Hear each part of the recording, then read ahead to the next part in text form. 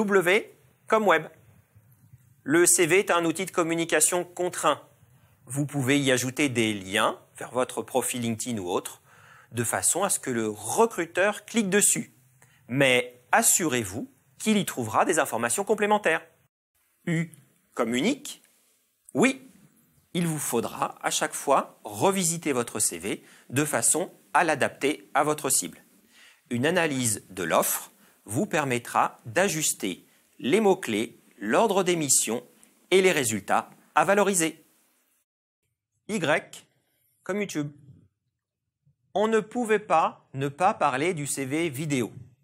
Celui-ci est apparu il y a une quinzaine d'années pour le meilleur et pour le pire. Le moins que l'on puisse dire, c'est que l'exercice est difficile. Si vous décidez d'en faire un, la meilleure solution est de vous faire aider. T comme titre. Faut-il mettre un titre ou une accroche sur son CV?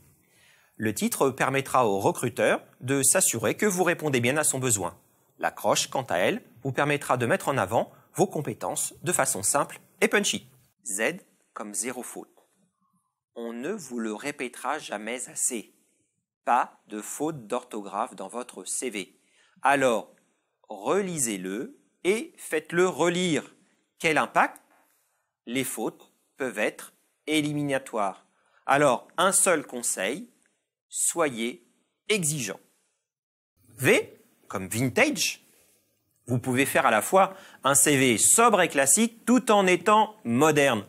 Votre CV reflète à la fois vos compétences, votre expérience professionnelle, mais aussi ce que vous êtes. La forme de votre CV a donc toute son importance. X comme XXL. Ici, nous allons parler de la taille du CV.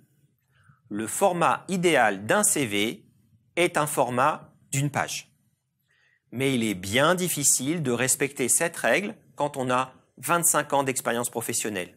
Au final, il faut faciliter la lecture de votre CV.